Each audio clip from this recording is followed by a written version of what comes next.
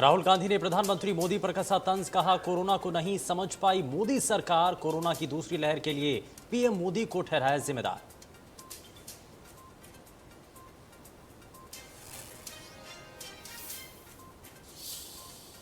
पंजाब कांग्रेस में जारी टकराव सुलझाएगी 3 सदस्यीय कमेटी, आला कमान ने 3 सदस्यीय कमेटी को सौंपी कमान। कमेटी में मल्लिकार्जुन खड़गे, हरीश रावत और जेपी अग्रवाल।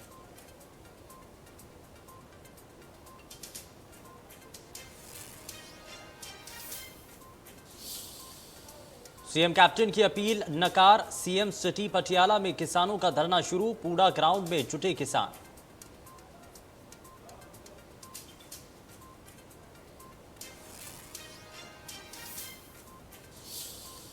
सागर हत्याकांड में एक और गिरफ्तारी, सुशील कुमार का करीबी रोहित गिरफ्तार। वारदात की रात छत्रसाल स्टेडियम था मौजूद, पिटाई का वीडियो वायरल, हॉकी स्टिक से सागर की पीटते दिखाई दे रहे हैं आरोपी।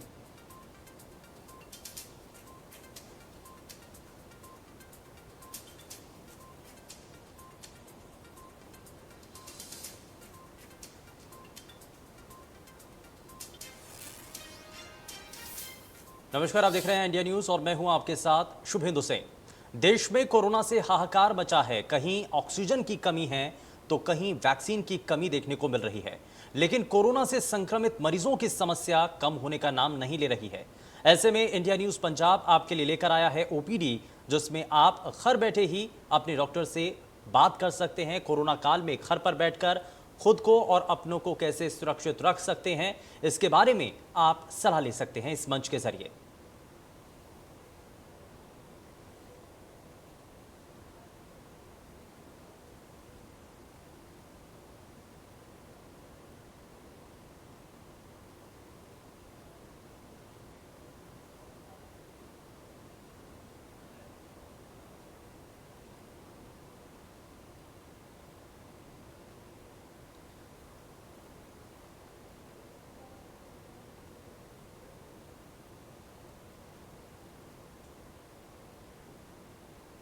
तो सबसे पहले कोरोना के लक्षणों के बारे में बात करते हैं और आपको बताते हैं कि कोरोना के लक्षणों की पहचान आखिर कैसे की जाए।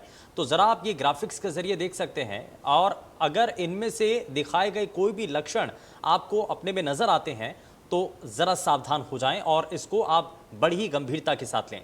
अगर आपके छाती में दर्द है और आपको किसी भी तरीके से और दूसरी परेशानी जो कि दिखाई गई थी, अगर वो आपको नजर आती हैं, सांस फूलना, कोविड निमोनिया, कुछ इस तरीके के लक्षण आपको दिखाई देते हैं, तो जल्दी से जल्दी आपको टेस्ट जरूर कराना चाहिए। लेकिन जरा हैप्पी हाइपोक्सिया को भी जरा समझ लेते हैं, और इसका मतलब खून में ऑक्सीजन का कम होना माना जाता है।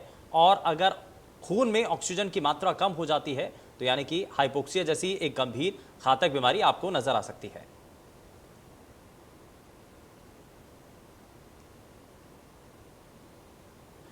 कोरोना और वैक्सीन पर चर्चा करने के लिए हमारे साथ डॉक्टर हरमीत सिंह इस वक्त कार्यक्रम में जुड़ चुके हैं। बहुत स्वागत है डॉक्टर हरमीत आपका कार्यक्रम में। और जरा मैं शुरुआत कर लेता हूं डॉक्टर हरमीत, क्योंकि जिस तरीके के आज हालात बने हुए हैं और दूसरी लहर से क्या हम निजात पाते नजर आ रहे हैं? क्या इस दूसरी लहर से अब हम बाहर निकल रहे हैं, जो आज के ताजा आंकड़े नजर आते हैं?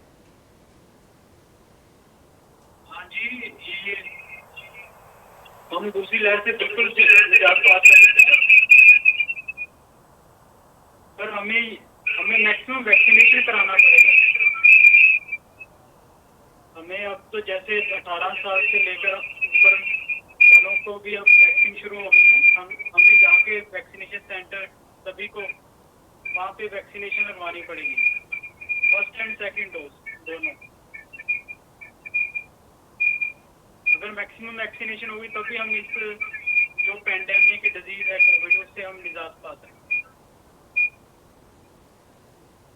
ठीक है, अब हम ज़रा वापस लौटते हैं डॉक्टर हरमीत आपके पास। लेकिन ज़रा अपने सभी दर्शकों को कुछ खास और जो खतरे हैं उनके बारे में ज़रा बता दें, क्योंकि ट्रिपल म्यूटेंट वेरिएंट के 3 संभावित जो खतरे हैं वो भी ज़रा आप देखिए। मौजूदा वैक्सीन का असर भी क्या अब ऐसा नज़र आता है कि कम होने लगा है, और जो नए नए अलग अलग वेरिएंट कोरोना के नज़र आते हैं, तो हर एक वेरिएंट के लिए क्या अभी तक जो 2 वैक्सीन भारत के अंदर लगाई जा रही हैं, क्या वो प्रभावशाली हैं? क्या अगर किसी भी शख्स ने दोनों वैक्सीन की डोज ले ली हैं तो आगे अब जो बचाव के रास्ते हैं क्या वो खुलते हुए नजर आते हैं, और कोरोना पॉजिटिव अगर कोई भी गर्भवती महिला है तो इस दौरान उनको किन बातों का ध्यान रखना चाहिए। छोटे छोटे बच्चों का भी जिक्र है, क्योंकि तीसरी लहर में अंदेशा ऐसा है कि आने वाले समय में बच्चों के ऊपर सबसे ज्यादा खतरा हो सकता है।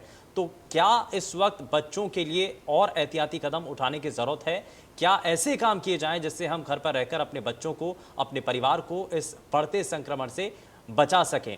तो हमें अपने घर पर रहकर क्या करना होगा वो भी लगातार हम आपके जरिए बता रहे हैं। आप जो लगातार ग्राफिक्स हैं उनके जरिए देख करके, समझ करके आप अपने घर में इसको इस्तेमाल कर सकते हैं इन तरीकों को। और साथ ही साथ आपको बता दें कि ट्रिपल वेरिएंट के जो संभावित खतरे हैं, रिकवर हो चुके और वैक्सीन ले चुके लोगों को भी वो अपना शिकार बना रहे हैं। इस जो वेरिएंट है, ट्रिपल वेरिएंट, उसकी जो घातकता है वो इस बात को साफ कर रही है कि जो लोग वैक्सीन लगवा चुके हैं उनको भी ये शिकार अपना बना रही है, और जो लोग कोरोना से रिकवर हो चुके हैं, यानी कि हम जिनको मान रहे थे कि उनके शरीर में एंटीबॉडीज डेवलप हो चुकी हैं, तो उन लोगों को भी ये जो ट्रिपल वेरिएंट है वो अपना शिकार बना रहा है। लेकिन उम्मीद की किरण, बच्चों पर भारत बायोटेक की वैक्सीन के ट्रायल की मंजूरी हो चुकी है और ये माना जा रहा है कि अब आगे आने वाले समय में जल्द से जल्द बच्चों के लिए भी जो टीका है वो उपलब्ध हो सकेगा।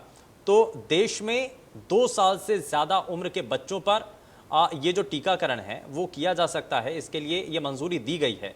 तो अभी संभावनाएं हैं, इसके लिए ट्रायल को मंजूरी मिल चुकी है, लेकिन अभी भी समय है जब वैक्सीन आए और बच्चों को लगाई जाए, तो उससे पहले हमें बहुत हद तक एहतियाती कदम उठाने होंगे।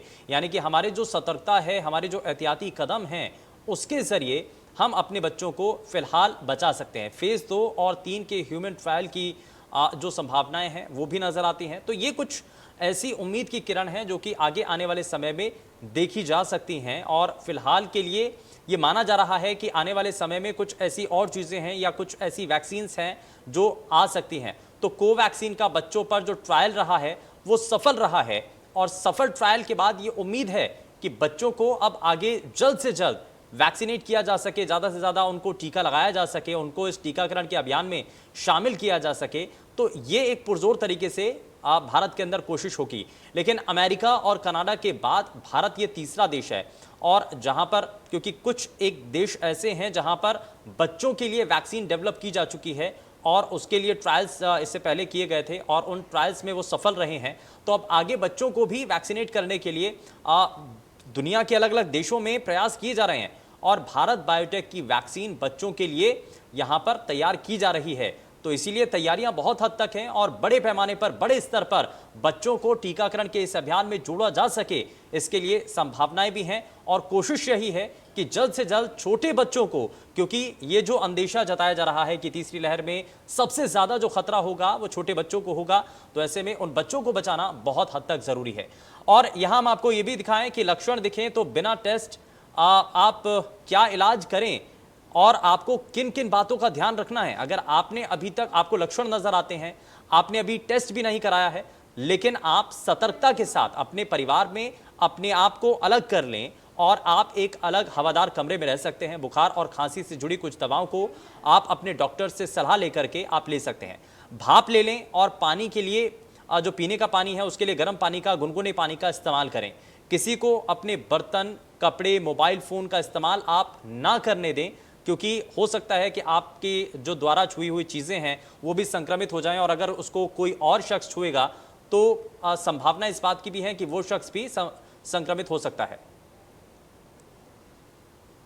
और चलिए जरा आगे बढ़ते हैं। डॉक्टर हरमीत सिंह हमारे साथ लगातार कार्यक्रम में बने हुए हैं। अब जरा डॉक्टर साहब से जान लेते हैं। डॉक्टर हरमीत, अब हमने कुछ चीजें देखी, और हाल ही में जब देखा गया उत्तर प्रदेश के सिद्धार्थनगर में, तो दो वैक्सीन जो है, पहली वैक्सीन कोवैक्सीन की लग गई, और जो अगली डोज, दूसरी डोज जो कोवैक्सीन की लगनी थी उसकी जगह पर कोविशील्ड की लग गई। तो ये जो वैक्सीन का कॉकटेल हुआ, ये कितना घातक है? क्या इस पर ट्रायल्स चल रहे हैं? और कितना खतरा उन लोगों के ऊपर है जिनको ये वैक्सीन लग चुकी है? और ऐसा अगर देश के किसी भी राज्य में होता है तो क्या इसके परिणाम हो सकते हैं? हाँ जी, देखो, अगर जो वैक्सीन लगी है, जैसे कोवैक्सीन लगी है, तो आप सेकंड डोज भी हो सके, पॉसिबल हो सके तो कोवैक्सीन की ही लगे। और अगर कोविशील्ड पहली डोज लगी है तो हो सके तो सेकंड डोज भी कोविशील्ड की लगाएं। ऐसे हो सकता है जैसे कोवैक्सीन अगर ठीक रही है तो सेकंड डोज भी हम बिल्कुल सेफली लग सकती है। हमें यही करना चाहिए वैसे। लेकिन क्या इस पर ट्रायल्स भी हैं डॉक्टर हरमीत कि अगर कॉकटेल कर दिया जाए पहली वैक्सीन किसी और की, क्योंकि हम देख रहे हैं ये भारत के अंदर नहीं बल्कि पूरी दुनिया के अंदर वैक्सीन की कमी तो नजर आती ही है। तो अगर यस। किसी भी शख्स को एक वैक्सीन किसी कंपनी की लग चुकी है और दूसरी वैक्सीन का अगर समय है तो उपलब्ध उस वक्त दूसरी वैक्सीन है, तो क्या वो दूसरी वैक्सीन लग सकती है? इसको लेकर के ट्रायल्स या कोई शोध चल रहे हैं और इस पर क्या कहते हैं एक्सपर्ट्स? एक्सपर्ट कहते हैं कोई ऐसी इतनी कोई बात नहीं है, अगर हम दोनों अलग अलग वैक्सीन लगा सकते हैं। हमें वैसे तो प्रेफरेंस यही हो कि एक ही वो लगे, जो पहले लगी है वही सेकंड लगे, क्योंकि ये ह्यूमन का अलग अलग रिस्पांस है, इंडिविजुअली रिस्पांस होता है। जैसे हम अगर पहले जो लगाइए सेकंड डोज हो उसके पॉसिबल हो उसके, तो सेकंड डोज वही ले। जी, चलिए ठीक है। लेकिन इस दौरान हमने वैक्सीन को लेकर के तो बात की है, लेकिन अब बढ़ते संक्रमण में घर पर रह कर के ही जो लोग अपने आप को ठीक करना चाहते हैं, अपने आप को सुरक्षित रखना चाहते हैं, तो उनके लिए क्या हिदायतें होंगी डॉक्टर हरमीत? हाँ, ये हदायतें तो यही है कि आप तो घर में रहें और अननेसेसरी बाहर मत जाएं। जैसे कोई बिना कारण बाहर हम जा रहे हैं तो जाना, तो अगर बहुत जरूरी है तो मास्क जरूर लगा के जाएं। ये मोस्टली मास्क बहुत जरूरी है इसमें, और 2 गज की जो दूरी है वो भी हमें बहुत जरूरी है। इस जो ये डिजीज है ये मेनली इसी तरह फैल रही है। ठीक है, इस बीच हमारे साथ कॉलर कार्यक्रम में जुड़ चुके हैं। बहुत स्वागत है आपका कार्यक्रम में। पूछिए क्या पूछना चाहते हैं, क्या सवाल है? सर मैं ये पूछना चाहता था कि जैसे अब एक कोवैक्सीन लग चुकी है और दूसरी डोज लेनी है, तो अब वो मिल नहीं रही डॉक्टर से, मतलब हॉस्पिटल में अवेलेबल नहीं है, तो 28 दिन का जो टाइम था ज्यादा लंबा हो जाएगा, तो कोई प्रॉब्लम तो नहीं है उससे? ठीक है डॉक्टर हरमीत, समय बीच का जो अंतराल है वो पहले के मुकाबले बढ़ा दिया गया है। आईसीएमआर ने इस पर बल्कि गाइडलाइन भी जारी की हैं, तो ये क्या वाकई में कारगर है, सही है? नहीं, ये बिल्कुल कारगर है। अब हम ये वैक्सीन का दोनों के इंटरवल जो लेने का वो बढ़ाकर 1 मंथ से 2 मंथ कर दिया गया। अब 4 to 8 वीक्स हो गया। अब हम सेकंड डोज 4 to 8 वीक्स में ले सकते हैं अब पहली डोज के मुकाबले। ठीक है, तो ये दोनों वैक्सीन के लिए समय बढ़ाया गया है या फिर किसी एक वैक्सीन के लिए ये समय अंतराल है? नहीं, दोनों वैक्सीन के लिए बढ़ा दिया गया। ठीक है, लेकिन अब तक लोगों का ये भी सवाल है सर कि जिन लोगों ने पहले 1 महीने के अंतराल में ही वैक्सीन लगवा ली थी, तो कहीं ऐसा तो नहीं कि उनकी जो इम्यूनिटी या एंटीबॉडीज जो उनके शरीर में डेवलप होनी चाहिए थी वो कम होंगी? नहीं, ऐसी कोई बात नहीं है भी। उनकी इम्यूनिटी जो बिल्डअप होगी वो सेम ही रहेगी। अब तो जैसे अब थोड़ा इंतराल बढ़ा दिया गया है भी, थोड़ा ये जो है एंटीबॉडी डेवलप होने में थोड़ा टाइम लगता है, वो इसलिए थोड़ा इंटरवल बढ़ाया गया है। ठीक है, अगर जिनको पहले लगी है दोनों डोज है वो बिल्कुल ठीक है, वो सेफ है। ठीक है, लेकिन ट्रिपल म्यूटेंट वेरिएंट जो है उसके जो खतरे हैं सर, उसको लगातार हम अपने सभी दर्शकों तक पहुंचा भी रहे हैं, क्योंकि बच्चों को भी संक्रमण का खतरा नजर आता है और ये संभावना इस बात की जताई जा रही है कि अगर तीसरी लहर आती है तो उसका असर सबसे ज़्यादा बच्चों पर नजर आता है। तो ऐसे में बच्चों के लिए अभी वैक्सीन के ट्रायल तो चल रहे हैं, लेकिन वैक्सीन अभी उपलब्ध तो है नहीं। तो ऐसे में क्या किया जाए? हम अपने घर के छोटे छोटे बच्चों को क्या हम सिखाएं, कैसे हम बचाएं? हाँ, बच्चों को एक तो अननेसेसरी यही है, बच्चों का मेनली है कि पेरेंट्स अगर जैसे करेंगे बच्चे का वैसे ही होगा। जैसे अननेसेसरी आप बच्चों को बाहर मत लेकर जाएं, वो उनको ज्यादा घर पे ही रखें। यही है मेनली बच्चों का। बच्चे एक तो मास्क थोड़ा कम ही पहनते हैं वो, इसलिए हम तो ज्यादा से ज्यादा यही है कि बच्चों को घर पे ही रखें और नियमित बच्चों को थोड़ी एक्सरसाइज वगैरह जरूर कराएं ताकि उनकी इम्यूनिटी वगैरह बिल्डअप रहे।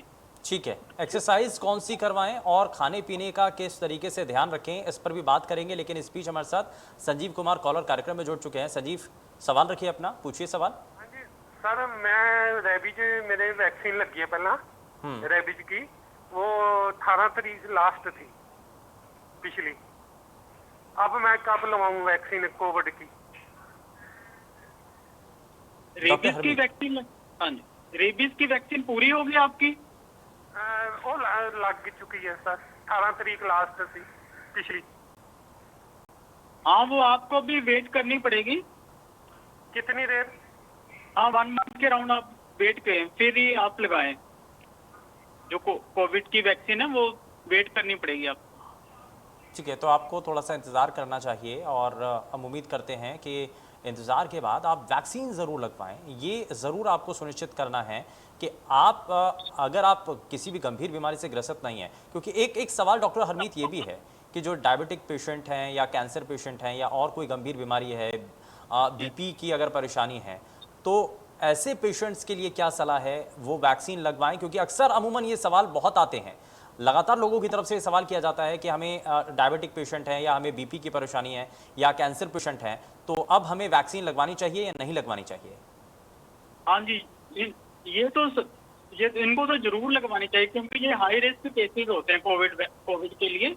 ये जो हाई रिस्क केसेस है इसमें तो जरूर ही लगानी चाहिए। ऐसे अनगहली नहीं करनी चाहिए, जितनी जल्दी हो सके इनको वैक्सीन ले लेनी चाहिए, क्योंकि ये जल्दी इनको कैच कर लेते हैं। जो कोविड का जो वायरस है ना, ये हाई रिस्क केसेस होते हैं, जैसे डायबिटिक हो या कोई और जो बीमारी से, क्रोनिक बीमारी से ग्रस्त हैं, उनको तो वैक्सीन दोनों डोज ले लेनी चाहिए।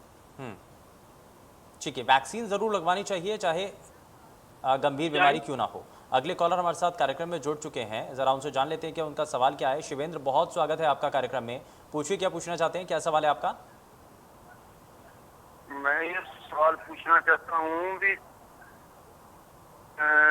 जो लेबोरेटरियां वाले हैं वो ESR ਤੇ ਉਹ 2 ਚੀਜ਼ਾਂ ਟੈਸਟ ਕਰਦੇ ਆ, ਉਹ ਕਹਿੰਦੇ ਵੀ ਕੋਰੋਨਾ ਹਰੇਕ ਨੂੰ, ਤੇ ਇਹ ਟੈਸਟ ਤਾਂ ਗਵਰਨਮੈਂਟ ਹੀ ਕਰ ਰਹੀ है कि ESR ਨਾਲ ही पता लग जाता है इसका?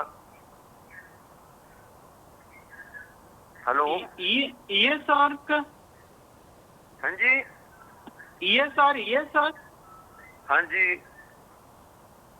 हाँ, ESR है सच कोई ऐसे इंडिकेटर नहीं होता, ये नॉन स्पेसिफिक ही होता है ये ना टेस्ट ESR का। ये जो भी क्रोनिक बीमारी है उसमें रेज हो जाता है, ये ऐसे कोई एक डिजीज का स्पेसिफिक नहीं होता। ये जो ESR है वो तो फिर लेबोरेटरियां वाले तो बोल ही देते हैं कि कोरोना हो गया। नहीं, लेबोरेटरीज वालों पे नहीं, ये लेबोरेटरीज वालों का नहीं है। ये ESR तो जो कोई भी क्रोनिक बीमारी हो ना पेशेंट को, उसमें रेज हो जाता है। कोई ऐसे सच नहीं है, ये कोविड के कारण ही नहीं रेज होता। ये कोई भी बीमारी हो, जैसे डायबिटीज हो या कोई आर्थराइटिस हो, उसमें ESR रेज हो जाता है। ये क्रोनिक मार्कर होता है, ये कोई भी क्रोनिक डिजीज है पेशेंट को, उसमें रेज हो जाता है। ठीक है, बिल्कुल। और ये इस तरीके से कुछ जो दर्शक हैं उनके सवाल हैं और लगातार एक्सपर्ट्स के ज़रिए हम आपके सभी सवाल का जवाब यहाँ पर इस मंच के ज़रिए पहुँचा रहे हैं आप तक। और अगर आपने भी अभी तक, आपके मन में भी कोई सवाल है और आपने इस मंच के ज़रिए जुड़ करके अपना सवाल नहीं पूछा है, या आपके मन में कोई भी शंका, कोई सवाल है, तो आप जल्दी से जल्दी बिना देर किए इस मंच के साथ जुड़ सकते हैं आप। लेकिन ज़रा डॉक्टर हरमीत आगे बढ़ते हैं और इस पर हम बात कर रहे हैं, क्योंकि खाने पीने पर हमें बहुत हद तक ध्यान देना होगा, चाहे जो लोग कोरोना से रिकवर हो चुके हैं वो भी, और जो अभी तक का कोरोना से बचे हुए हैं वो कैसे बचें, ये सब कुछ खाने पीने के ज़रिए भी निर्भर बहुत हद तक करता है। तो हम अपनी डाइट के अंदर किन चीज़ों को शामिल करें, हेल्दी फूड हमें इस्तेमाल करना है, लेकिन क्या हमें इस्तेमाल करना है, क्या हमें खाना है, ये ज़रा आप जो हमारे दर्शक हैं उनको बताइए। हाँ जी, खाना बिल्कुल पौष्टिक आहार लेना, जैसे सिट्रस फ्रूट हो, जैसे कि संतरा हो गया, नींबू हो गया, ऐसे सिट्रस फ्रूट जिसमें विटामिन सी ज्यादा होता है, वो हमें फ्रूट वगैरह लेने चाहिए। जैसे नींबू पानी ले सकते हैं हम, क्योंकि गर्मियों का मौसम है, इसमें विटामिन सी की मात्रा ज्यादा होती है, इसलिए ये वाले फ्रूट आपको लेने चाहिए जरूर। और जो भी पौष्टिक आहार है, हाई प्रोटीन डाइट रखनी चाहिए। जो पेशेंट डायबिटिक हैं उनको देखना चाहिए कि हमारा शुगर लेवल ज्यादा रेज ना हो, ऐसे आहार लेनी चाहिए, क्योंकि डायबिटिक वाले पेशेंट को ये जल्दी ग्रस्त हो जाते हैं, ये कोविड इन्फेक्शन उनको जल्दी कैच कर लेता है। ठीक है, एक्सरसाइज पर भी बात करेंगे हम, उसमें योगा करें या क्या करें उस पर भी बात करेंगे, लेकिन इस बीच हमारे साथ एक और कॉलर कार्यक्रम में जुड़ चुके हैं। केशुराम, बहुत स्वागत है आपका कार्यक्रम में। पूछिए, क्या पूछना चाहते हैं।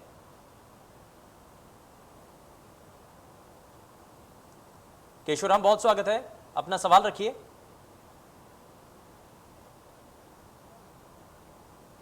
मुझे सुन पा रहे हैं केशुराम? लगता है शायद संपर्क टूट गया। लेकिन डॉक्टर हरमीत जरा आप आगे बढ़ते हैं। हम यहाँ पर अब एक्सरसाइज को लेकर के भी बात कर रहे हैं।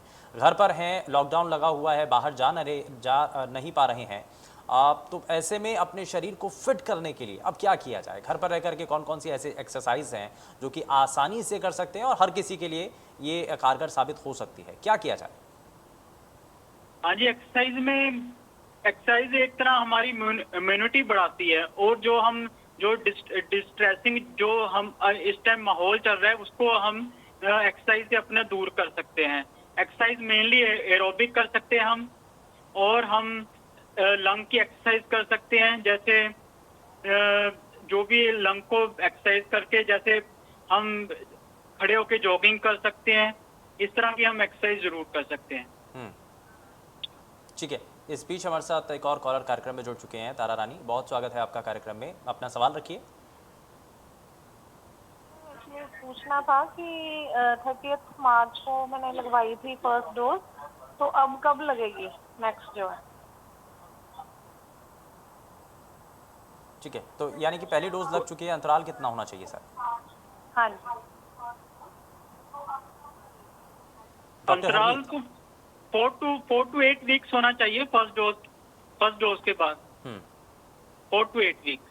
ठीक है, 4 से 8 हफ्ते के बीच में ये अंतराल इतना होना चाहिए तारा रानी। और हाँ, लगातार हम जो इस मंच के ज़रिए, क्योंकि ये सवाल अक्सर इससे पहले भी सामने आ चुके हैं कि अंतराल जो बढ़ा दिया गया है उसका कारण क्या है, हालांकि इसको स्पष्ट भी किया है डॉक्टर हरमीत ने कि जो एंटीबॉडीज़ हमारे शरीर के अंदर डेवलप हो रही हैं तो उसके लिए ये अंतराल बढ़ाया गया है। हालांकि कुछ लोगों का सवाल ये भी था कि जिन लोगों ने पहले वैक्सीन लगवा ली 1 महीने के अंतराल में, तो क्या उनके शरीर में वो एंटीबॉडीज़ उतनी ज़्यादा डेवलप हो पाएंगी कि नहीं हो पाएंगी, ये भी एक अपने आप में बड़ा सवाल था। लेकिन डॉक्टर हरमीत, अब ज़रा आगे बढ़ते हुए एक सवाल ये भी कि बच्चों के लिए वैक्सीन की जो संभावनाएँ हैं वो कितनी हैं? ट्रायल्स तो चल रहे हैं, लेकिन अभी उम्मीद कब तक की जाए? क्या इसमें हम भरोसा करें? कितना समय का उम्मीद करें?